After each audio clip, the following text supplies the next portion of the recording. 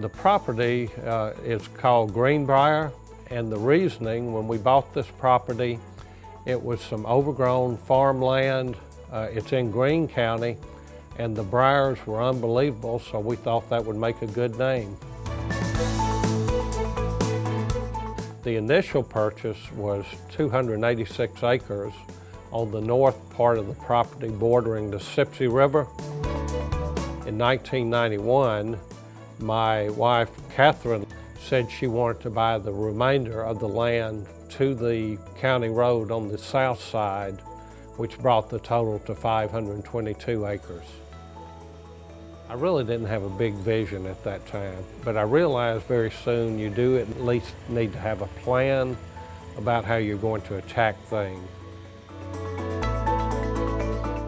The primary objective of our Treasure Forest stewardship plan was to grow timber for income.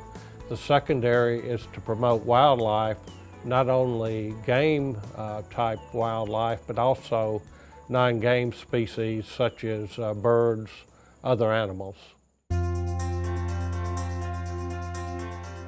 3/4 of it is in areas that are suitable for growing pine timber. The makeup of the pine was very uniform for many years.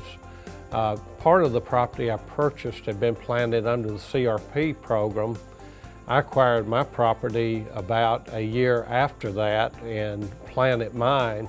So we ended up with all of our pines, for the most part, in the same age class. But over the last 15 years or so, we have made selective cuts to change that age structure in the timber. And that's been done either by the thinnings or clear cuts in some of the areas.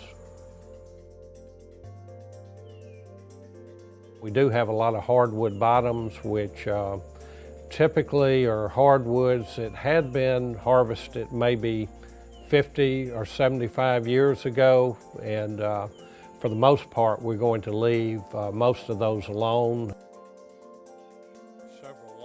We do have some cypress on the property we're proud of, and those will probably never be cut. And you know, it's ideal habitat. It's a good diversity from the pine plantations you have, so it's an ideal spot for wildlife as far as growing timber as well. Some of the things we're doing with timber management are the basics.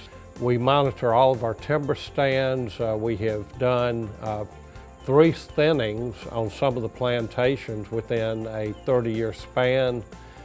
We have been maintaining permanent fire lanes on our property so we can do burning. A lot of the activities we have done with limited resources. We do all of the work ourselves. We're always looking at the next activities we're going to do on the timber.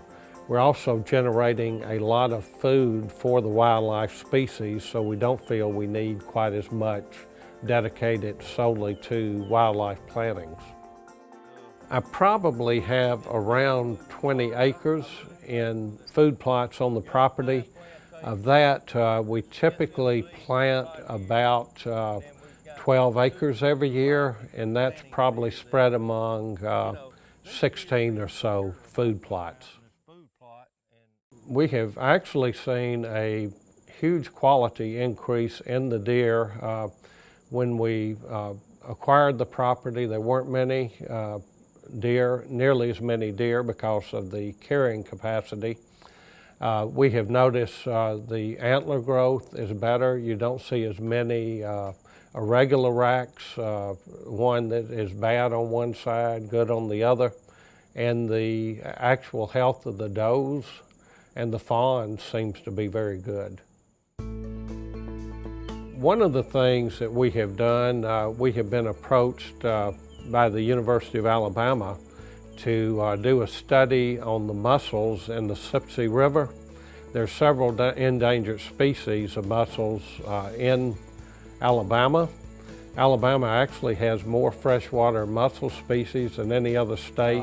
It's real interesting because didn't realize that each mussel filters around 4 gallons of water per day, and that's part of what keeps the SIPC so clean. This is actually an area that really not many people get to even see. We have also utilized the property for educational uses on forestry. Not only have we had a regional forestry group down here to do demonstrations of different aspects of forest management, wildlife management. We did a spring one so we could talk about controlled burning, but also I have used it to, I got involved with forest technology, particularly GPS. I would go around the state and teach forest landowners and sometimes foresters or loggers how to use GPS in managing the property. We had college youth from First Presbyterian in Tuscaloosa. They have come down here many years for their college outings. We've also had the First Presbyterian Deutsch. We've had Audubon groups down, so it's actually been a very nice thing for us. As a matter of fact, this structure that we're in today is one that we built that's utilized primarily for the group, by the groups that come down here. My children have really been involved in this property since they grew up, but one of my wishes and Kathy's was to make sure that this property passed on to our children. They understand what we're doing with the property. I was fortunate with Kathy. She was actually a veterinarian, had a lot of interest in the land, particularly in the non-game wildlife species, so she was quite involved with the property. In 2012, Kathy had retired about 5 years earlier from her veterinary job. Kathy had some problems, and after testing, the doctors determined that Kathy had an undiagnosed bladder cancer. She actually passed away within probably 8 months of the time the cancer was discovered. She wanted to have her ashes spread at the farm. It's spread under a huge pecan tree, and we have a marker that represents that. Kathy is still involved in decision making down here because she and I had a vision, and I am doing things that I know that Kathy would want me to do with the property.